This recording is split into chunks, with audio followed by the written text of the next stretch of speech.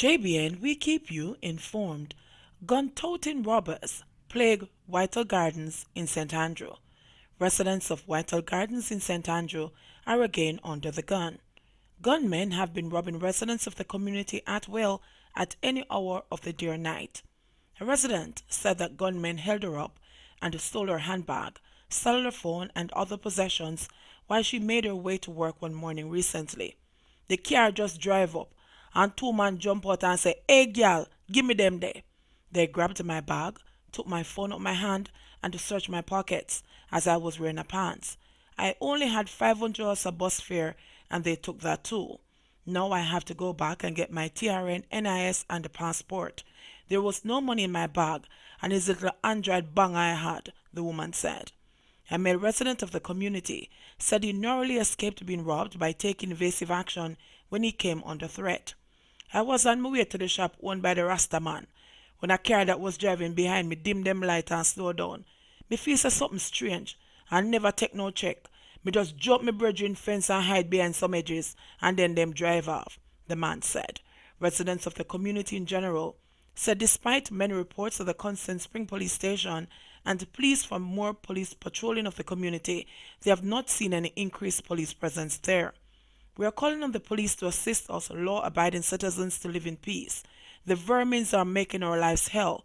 Please help us by patrolling this community more regularly, especially in the nights," an elderly resident said.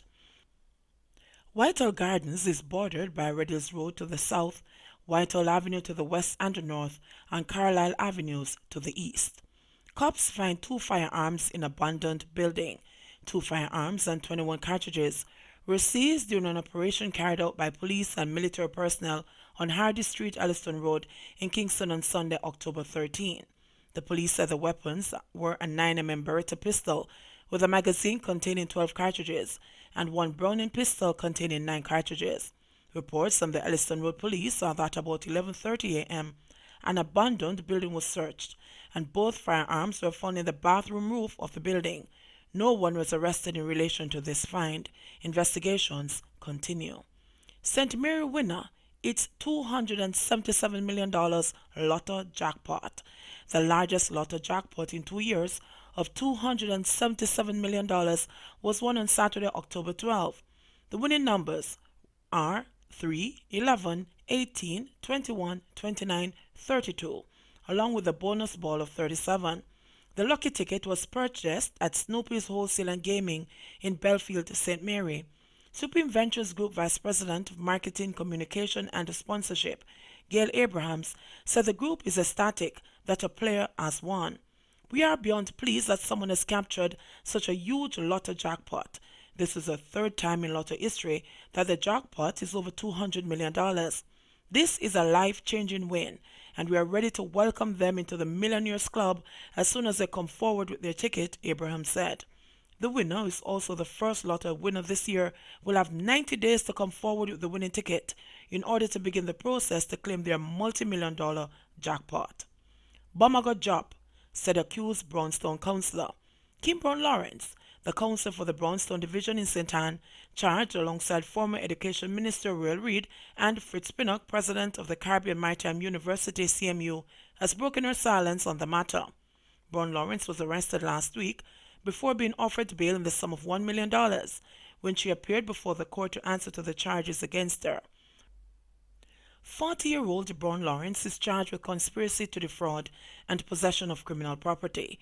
However, writing on Facebook over the weekend, Brown Lawrence said that it was a rumor that she accepted funds and fixed roads with money allegedly channeled from the CMU. "It is a rumor that I am involved with the CMU or the Ministry of Education. When the truth comes out about April to November last year, 2018, you're going to say, then that them kick off the woman door for and frighten her kids them at 5 a.m., Brown Lawrence wrote, seemingly denying the charges against her while telling of her experience with the police during last week's raid. "Just sit back and watch the process cause a bomber go drop," she added. The council said she has been shown overwhelming love and support since being caught up in the scandal. "I went to Brownstone and people cried, hugged me and cried saying they couldn't sleep." The council went on to allege that politics was involved in her name being dragged into the scandal. Just know that politics is involved and they will do anything, so I have to be careful, Brown Lawrence asserted. Both Brown Lawrence and Reid have or had interest in Northwest St. Anne. It's a constituency where Reid had been installed to represent the Jamaica Labour Party and was being touted as the person the party would put up to run on its ticket in the next general election due by 2021. Brown Lawrence is a councillor in the constituency who, subsequent to the demise of Reid, had applied to the party to replace him. She is being represented by attorney-at-law Christopher Townsend. Monitors in Denham town to remove children from the streets after 9 o'clock. 14 volunteers from Denham town, West Kingston, have been trained as curfew monitors and are now tasked with the responsibility of ensuring children in their community are off the streets by 9 p.m. The volunteers were trained under a program funded by the Jamaica Social Investment Fund (JSIF) in collaboration with the Kingston Western Police Division, Community Safety and Security Branch (CSSB). The program mirrors one that was operated by deposed Tivoli Gardens Don Christopher Dodos Cook, which was later formalized by Assistant Commissioner of Police Steve McGregor when he held command of the Kingston Western Police Division. Coke, who is in the United States serving drug and gun running charges, had a rule prohibiting children from being out on the streets after 8:30 p.m. And when McGregor implemented the Curfew for Children program in his division in 2014, he said that monitors were critical to its success. Last Wednesday, 14 persons graduated from a training program aimed at achieving just this. These monitors will enforce the nightly curfew hours for children and youth under 17 years old in Denham town. Rory Griffiths, a 36-year-old computer technician, was among the graduates. I picked up this responsibility on myself because this is the community where I spent most of my life.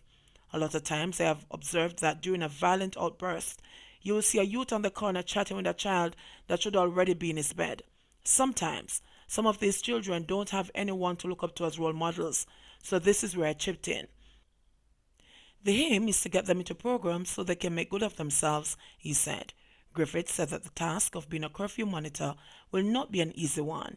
It takes time for some of these kids to adjust to these programs. A lot of them are unruly and they run me away sometimes. I'm talking about the majority who will downright tell me that they don't want to hear anything from me. But there are a few others who will listen to me, he said. Car transporting gunshot victim crashes into deep gully. A car transporting a gunshot victim to the hospital careened off the road and fell into a gully about 20 feet deep on Sunday night. The accident took place on Sniping Road in Kingston shortly after 11 p.m. Eyewitnesses say that the car had 4 occupants, including the driver. A man who was reportedly shot in the Ambrook Lane area of Kingston was in the vehicle. Up to late Sunday night, the driver of the vehicle, a grey Tida motor car, was at the scene, but the other occupants were taken to the hospital. They appeared to have escaped serious injury as a result of the crash.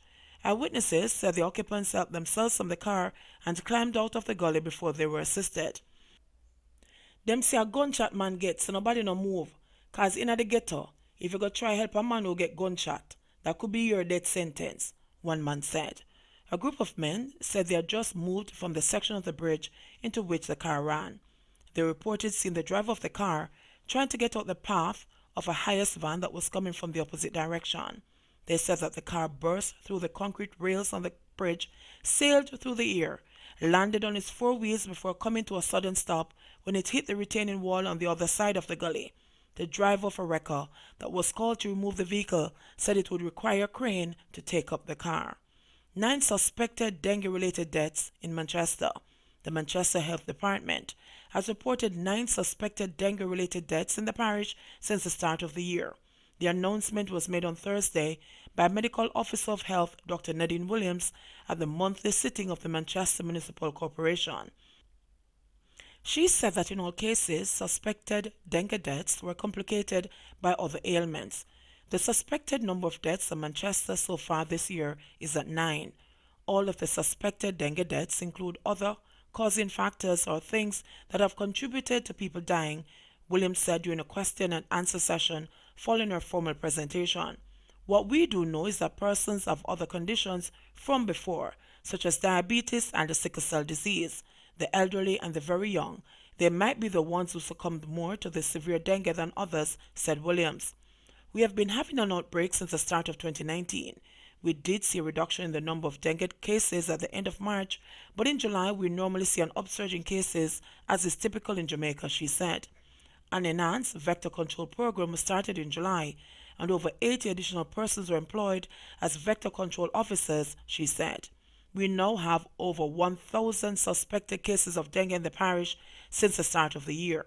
We know that there are persons who have not sought medical attention and others that have not been reported, said Dr. Williams.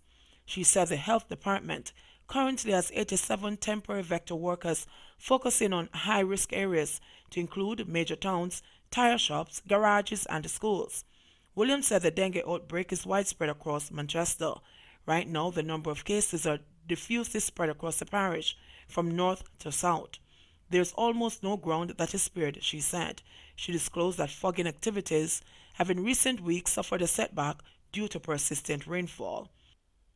Whenever it rains during the day, the workers are not able to carry out their usual duties, and if there is rain in the evening, then we are unable to fog because we do not fog in the rain. Also, with the increased rain, there is more settling of water in and around homes and contributes to mosquito breeding, she said. Williams is imploring residents to be vigilant in destroying mosquito breeding sites. When we are on the ground, even premises that we have been to before, and when we return a month later, we are finding mosquito breeding in containers, she said. JBN, we keep you informed. Please remember to like, subscribe, share, leave us a comment, and click the notification bell to receive our daily news items.